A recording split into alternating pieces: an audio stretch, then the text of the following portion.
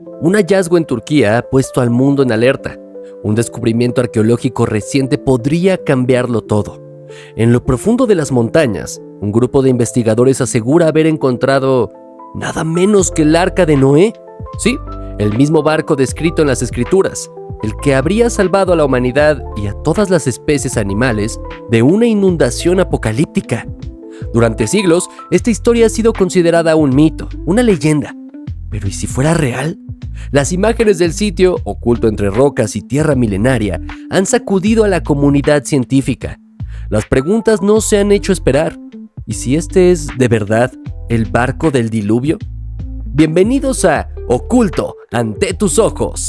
Hoy te llevamos al corazón del misterio con este hallazgo que no solo pone en jaque a la arqueología moderna, también podría reescribir nuestra visión sobre los orígenes de la civilización.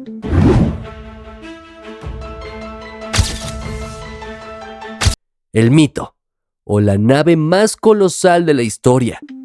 La Biblia lo dice claro.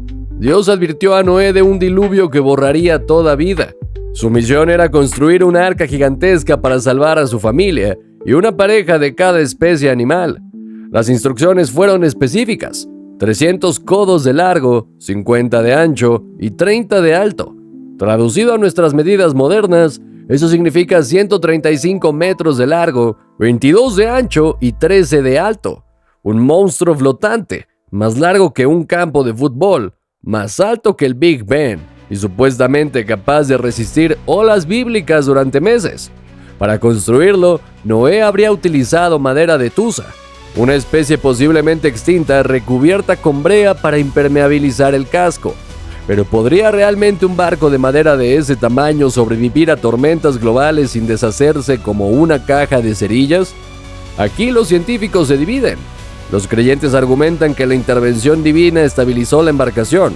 Los escépticos, en cambio, dudan de que una estructura así pudiera mantenerse a flote durante un año completo en condiciones extremas sin desintegrarse. Un zoológico flotante en medio del fin del mundo. Ahora bien, imagina por un momento lo que suponía meter a miles de animales, más de 16,000 según estimaciones conservadoras, dentro de esta arca. No solo se trataba de agrupar especies de todo el planeta, sino de mantenerlas con vida durante meses, sin tecnología, sin electricidad y en medio del caos climático. El interior del arca, según el relato bíblico, estaba dividido en 3 niveles: la parte baja para animales grandes y maquinaria de desechos, el segundo para especies medianas y suministros, y el tercero para aves, humanos y crías recién nacidas. No era solo cuestión de espacio. Había que limpiar toneladas de estiércol, alimentar a cada criatura según sus necesidades, evitar contagios, mantener separados a depredadores y presas, y gestionar nacimientos en pleno viaje. Todo esto en un entorno cerrado, húmedo y constantemente zarandeado por olas que barrían al planeta. Rutinas, caos posteriores de diluvio persistente, repartir alimentos varias veces al día, monitorear a los animales, dar cuidados especiales a especies más frágiles. Todo requería turnos continuos como si fuese un hospital comida al día. Imagina cargar todo eso sin maquinaria.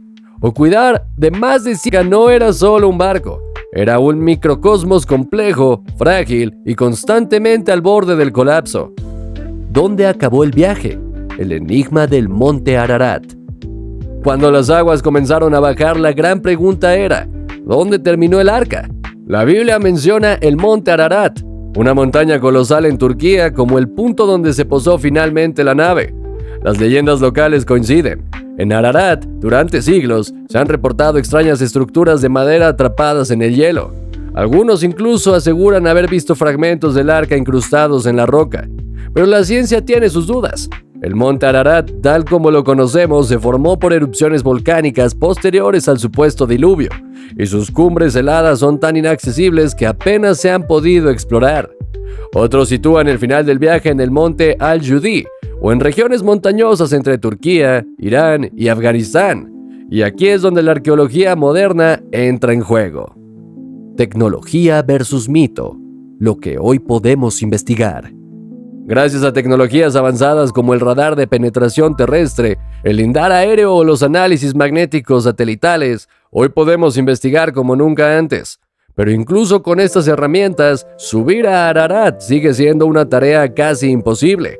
El clima extremo, las restricciones gubernamentales y el terreno inexplorado convierten cualquier expedición en una misión de alto riesgo. Aún así, la esperanza persiste. Cada pequeño hallazgo, cada anomalía geológica o estructura enterrada, renueva el sueño de encontrar pruebas tangibles de este relato milenario. ¿Milagro o mito sin base científica? Como siempre, la comunidad científica mantiene el escepticismo. Las principales objeciones giran en torno a 3 puntos clave. 1. Imposibilidad estructural. Una embarcación de madera de esas dimensiones, incluso con refuerzos modernos, difícilmente resistiría un año de tormenta sin romperse. 2. Incongruencias geológicas. No hay evidencia de un diluvio global que coincidiera con la cronología bíblica. 3. Problemas genéticos. 2 ejemplares de cada especie no serían suficientes para preservar la diversidad genética actual. A pesar de todo esto, el mito persiste y cuando la fe, la historia y la curiosidad humana se cruzan, el resultado es una pregunta sin respuesta, pero con muchas pistas aún por descubrir. ¿El monte Ararat es el lugar correcto? Empecemos por lo más básico. La Biblia asegura que el arca se posó en las cumbres del Ararat, pero la ciencia moderna dice otra cosa. Las pruebas geológicas indican que la montaña que hoy conocemos como Ararat ni siquiera existía en el año 2350 a.C., cuando supuestamente ocurrió el diluvio. Las rocas ígneas analizadas con técnicas de datación radiométrica revelan que el monte se formó mucho después, por actividad volcánica. Además, las zonas más elevadas están cubiertas por gruesas capas de hielo pleistocénico, completamente incompatibles con los bosques recién germinados que, según el Génesis, crecieron tras la retirada de las aguas. Sí, ha habido grandes inundaciones en la región, pero ninguna con la magnitud suficiente como para haber dejado huellas en un diluvio global, al menos no aún. ¿Y la genética? Otro problema gigantesco. Aquí entra una objeción clave para los biólogos. La historia bíblica afirma que todas las especies actuales descienden de unas pocas parejas que sobrevivieron en el arca. Pero según los modelos genéticos actuales, eso es sencillamente imposible. Pensemos en esto. Solo de escarabajos, hoy existen más de 30 millones de especies catalogadas y eso es solo un grupo.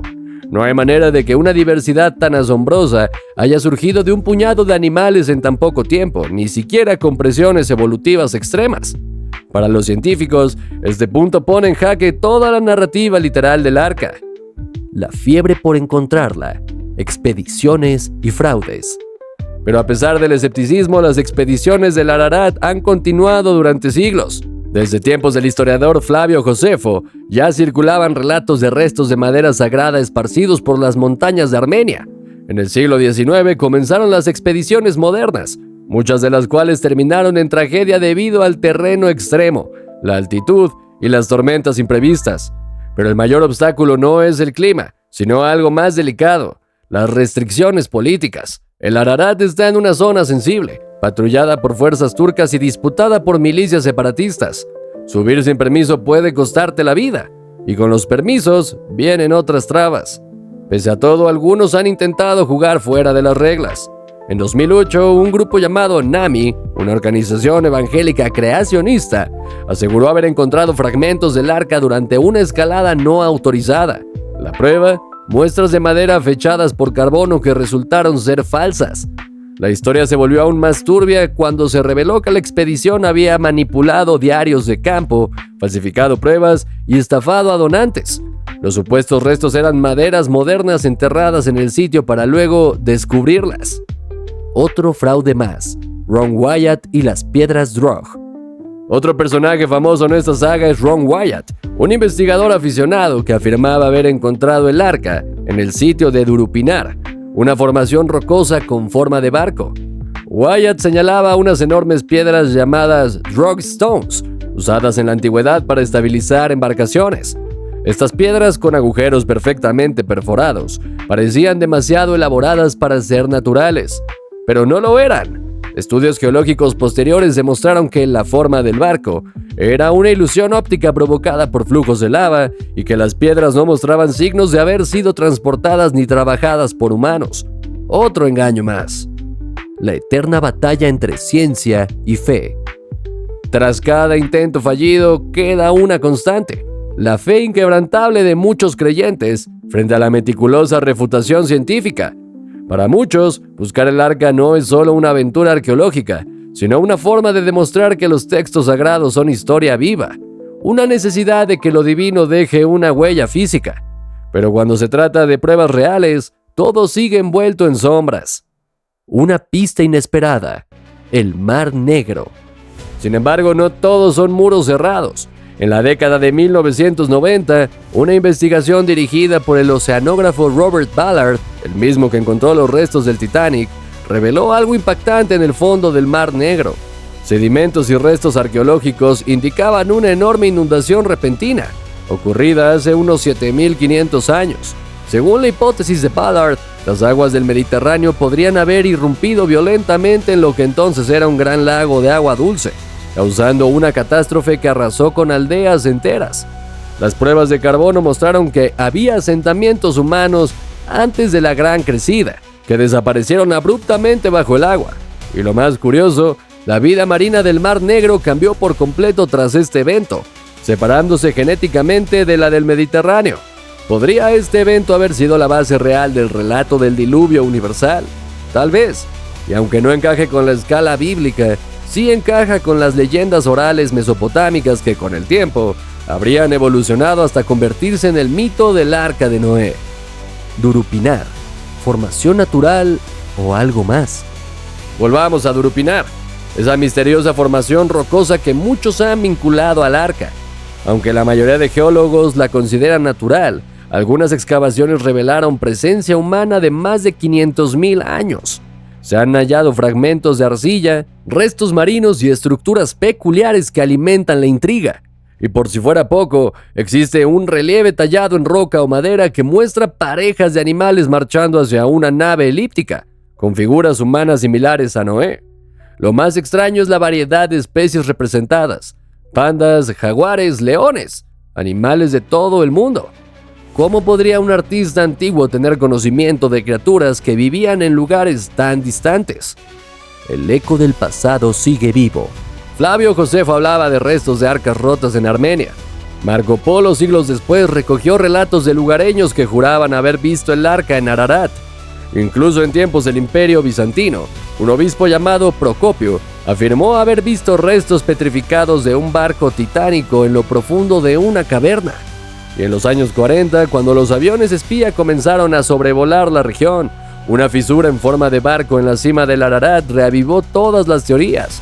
¿Casualidad o evidencia olvidada? La búsqueda continúa. Mientras la tecnología avanza, nuevas imágenes satelitales y escaneos del terreno podrían darnos respuestas. Pero hasta entonces, el misterio sigue vivo. Entre creencias, fraudes, ciencia y símbolos ancestrales, el Arca de Noé sigue navegando, no por los mares, sino en nuestra imaginación. El Arca de Noé, mito, verdad o advertencia ancestral codificada. A lo largo de siglos, montañas de teorías, excavaciones, fraudes y esperanzas han intentado responder una sola pregunta: ¿fue real el Arca de Noé? Pero para acercarnos a la verdad, tal vez debamos mirar más allá de la madera, los clavos y las rocas, y adentrarnos en los ecos narrativos que atraviesan culturas, épocas y religiones. Una historia más antigua que la Biblia. Mucho antes del Génesis, otra epopeya ya hablaba de un gran diluvio, la epopeya de Gilgamesh, escrita más de 1000 años antes de que la historia de Noé quedara registrada. En ella, un hombre llamado Utnapishtim es advertido por un dios del fin inminente del mundo y recibe instrucciones para construir una gran nave que salve a la humanidad y a los animales. Las similitudes son asombrosas. Una embarcación dividida en compartimentos, sellada con resina, un conteo específico de animales, una tormenta de 7 días, una montaña como punto de descanso y un pacto con la divinidad al final. ¿Coincidencia? Las matemáticas dicen que no. Las probabilidades de que 10 elementos clave coincidan entre dos relatos separados es de 1 en 30.000 millones. Entonces, ¿qué pasó? ¿Noé copió a Gilgamesh? ¿O ambos relatos nacieron de una tradición oral común basada en un desastre real que sacudió la memoria colectiva de la humanidad? El diluvio universal, un trauma compartido, Cuando los investigadores analizan mitos antiguos de todo el mundo, algo queda claro. El relato del gran diluvio está en todas partes. En Babilonia, en Sumeria, en Grecia, en China, en Polinesia, incluso en las leyendas aztecas. En todas ellas, un elegido recibe una advertencia divina, construye un arca o una balsa y sobrevive a una catástrofe acuática que borra la vida de la faz de la Tierra. ¿Cómo es posible esta coincidencia planetaria? Para muchos expertos, esto sugiere que un evento real y devastador ocurrió hace miles de años, dejando una huella tan profunda que sobrevivió en forma de mitos y leyendas. Un recuerdo compartido, un trauma colectivo transmitido generación tras generación. Realidad o metáfora, la batalla por la verdad. Y entonces llega la gran pregunta: ¿debemos leer el Génesis como un relato literal o como una metáfora poderosa? Para los creyentes que sostienen la versión bíblica, alegorizar el arca de Noé equivale a debilitar los cimientos mismos de su fe. Pero incluso muchos teólogos reconocen que los textos antiguos están llenos de simbolismos, poesía y reconstrucciones épicas de verdades históricas o espirituales. La ciencia, por su parte, lucha por encontrar evidencia física concluyente. Las proporciones del arca, por ejemplo, parecen más simbólicas que prácticas, y aunque algunos restos marinos y fósiles apuntan a una gran inundación en la región del Mar Negro, la idea de una barca de madera surcando océanos durante meses sigue sin respaldo empírico. El diluvio del Mar Negro, ¿la base del mito? Una de las teorías más convincentes es la de Robert Ballard, quien en los años 90 encontró pruebas de una enorme ruptura marina que transformó el antiguo Mar Negro. Las aguas del Mediterráneo habrían entrado con una fuerza abrumadora, borrando aldeas enteras y mezclando la fauna marina de forma abrupta. La evidencia geológica y genética respalda este evento. ¿Fue esto lo que dio origen a los mitos del diluvio? Muy probablemente. Pero incluso esta hipótesis tiene sus limitaciones. Las dataciones no siempre coinciden con los relatos bíblicos y el salto desde una inundación regional a un cataclismo global requiere un acto de fe o de imaginación colectiva. Una reliquia perdida o aún escondida. Las búsquedas de pruebas materiales continúan. Restos de arcilla, materiales marinos, estructuras peculiares y petroglifos en zonas cercanas al Ararat siguen despertando especulación. Se han encontrado tallas que muestran parejas de animales marchando hacia una nave dividida, figuras humanas con rasgos similares a Noé, y animales como osos polares, jaguares y canguros. ¿Cómo podría un artista de hace más de 2000 años imaginar tal diversidad sin conocimiento del mundo?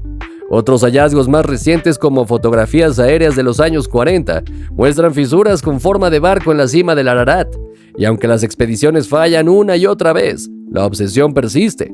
Porque quizás, solo quizás, algo aún duerme bajo el hielo. Más que historia, un símbolo universal. El relato del Arca de Noé no es solo una historia religiosa, es un arquetipo poderoso, una advertencia, un símbolo de destrucción y renacimiento, de juicio y misericordia, de humanidad salvada al borde del abismo. Representa la fragilidad de nuestra existencia frente a una naturaleza capaz de reiniciar el tablero en cualquier momento. Tal vez por eso nos sigue obsesionando. Porque en una era de caos climático, pandemias y guerras, la idea de una segunda oportunidad resuena más que nunca. ¿Y si el arca nunca fue de madera? Para algunos investigadores, el verdadero valor del arca no está en encontrar sus restos físicos, sino en entender lo que representa. ¿Y si el arca fue una metáfora para el conocimiento preservado? ¿O una narrativa construida para enseñar valores de obediencia, fe y resiliencia? ¿Y si cada cultura moldeó su propia arca para no olvidar el día en que el mundo casi se ahoga? La búsqueda que nunca termina. Los que quieren pruebas siguen explorando. Los que tienen fe no necesitan ver más. Y los que dudan siguen fascinados por la historia. Porque al final el Arca de Noé es más que una embarcación perdida. Es un espejo que refleja lo mejor y lo peor de nuestra especie. Nuestra vulnerabilidad, nuestra necesidad de explicarnos el mundo y nuestra esperanza de que, incluso en medio del desastre, siempre hay algo que se puede salvar. El misterio del Arca de Noé sigue vivo, no en los restos de madera enterrados en hielo, sino en las preguntas que despiertan. ¿Fue real? ¿Fue un mito? ¿O fue una advertencia en forma de historia que todavía no hemos terminado de entender? Después de tantas teorías, tantas búsquedas y tantos debates, tal vez el verdadero valor del arca no esté en descubrirla, sino en seguir preguntando por ella. Gracias por acompañarnos en este viaje. Ahora solo queda saber, ¿qué opinas tú? ¿Crees que el Arca de Noé fue real o es un mito que sirve para enseñarnos una lección? Te leemos en los comentarios y te esperamos en el próximo video de Oculto ante tus ojos.